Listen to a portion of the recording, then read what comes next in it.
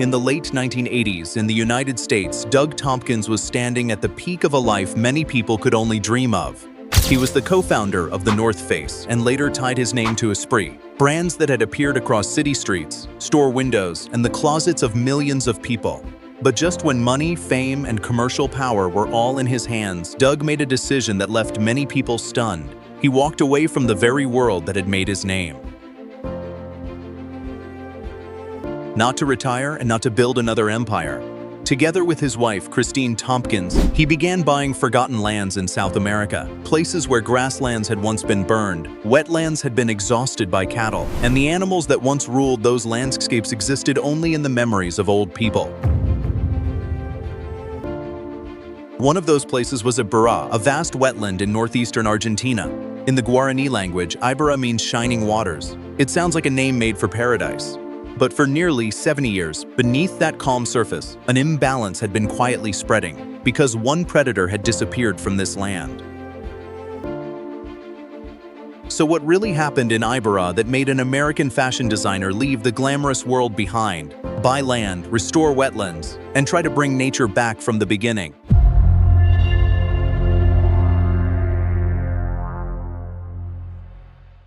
But Iberá did not fall out of balance overnight. Throughout the 20th century, humans pushed deeper into this wetland. Grasslands were burned to make way for cattle. Herds appeared in greater numbers. Gunshots echoed in places where there had once been only birds, water, and animals moving through the reeds.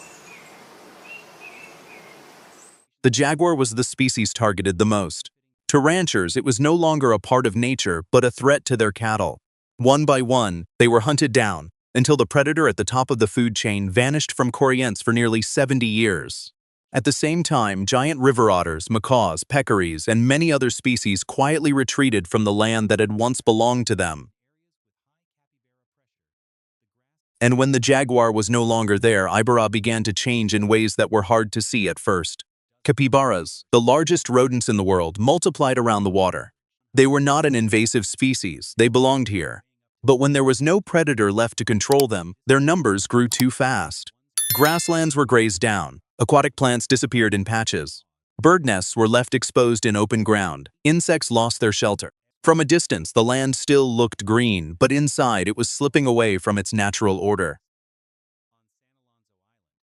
If you were living in Iberá at that time, would you dare to agree to bring jaguars back, knowing they could frighten local people and threaten cattle? I really want to know your answer, so leave a comment below and tell me what you think.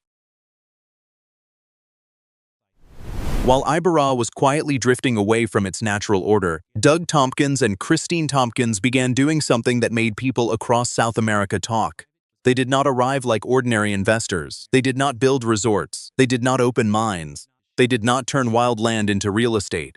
They bought forests, old ranches, and lands that had been exploited for too long, then said they wanted to give them back to nature. To many local people, that story sounded too strange to believe. Two wealthy Americans had suddenly appeared, quietly buying hundreds of thousands of acres across Patagonia, Chile, and Argentina. People began asking questions. Did they want to control the water? Were they slowly taking over the land? Or was this a private kingdom being built under the name of conservation? But Doug and Christine kept going. Starting in the early 1990s, they poured their money into damaged landscapes. In Iberá alone, through the Conservation Land Trust, they bought about 395,000 acres of former ranch land, restored around 150,000 hectares, and later donated much of it to help create today's Iberá National Park. At the time, very few people understood that those suspicious pieces of land would become the foundation for one of Argentina's boldest ecological comebacks. By 2010, when the project to bring jaguars back to Iberá officially began, conservationists understood one thing very clearly. One wrong step could collapse the entire plan. A jaguar is not like a deer or a bird that can be released and observed from a distance. It is the predator at the top of the food chain, with a large territory, enough power to take down serious prey, and if it is not prepared the right way, it could turn toward local cattle. So in 2012, a special reintroduction center was built on San Alonso Island in the middle of the Iberá wetlands. It was like a doorway between captivity and the wild. Jaguars were brought in from Brazil, Paraguay, Argentina, and other conservation programs in South America, not only to increase their numbers, but also to create a gene pool strong enough for a new population. But the hardest part was not bringing them to Iberá. The hardest part was turning them back into real jaguars. Human contact was kept to an absolute minimum. They were not raised like pets, and they did not live like zoo animals. Inside the semi-wild enclosure, they had to hunt capybaras, feral pigs, and other prey on their own. Each individual wore a GPS collar, was monitored with camera traps, and if one became too used to humans or did not know how to hunt, it would not be released. Then in 2018, something Corrientes had not witnessed for nearly 70 years finally happened. The first two jaguar cubs were born. One of them was Arami, a name that means a piece of sky in Guarani. From that moment on, Iberá did not just have a few jaguars brought back from elsewhere. It began to have a new generation of jaguars born on the very land that had once lost them. When the first jaguars finally stepped out of the reintroduction enclosure and disappeared into the reeds of Iberá, the change was not just about the number of predators. Something far more invisible returned with them: fear. For nearly 70 years, capybaras could gather around the water, graze for hours, and live almost as if nothing was controlling them. But when jaguar tracks appeared, they became more alert, moved more often, and started avoiding dangerous areas. The jaguar did not need to kill every capybara to change Iberá. Its presence alone was enough to let the grasslands breathe again. In places where grazing pressure dropped, grasses grew taller, vegetation recovered, insects found shelter, birds had places to nest, and the wetland began to regain its old rhythm. At the same time, giant anteaters, pampas deer, peccaries, red and green macaws, and giant river otters also returned one after another. But all of it only became truly meaningful when the animal at the top of the food chain came back. Because from that moment on, Iberá was no longer being restored only by human hands.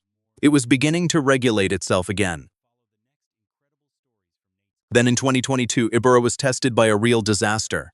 Drought, extreme heat, and strong winds turned the wetland into a sea of dry grass.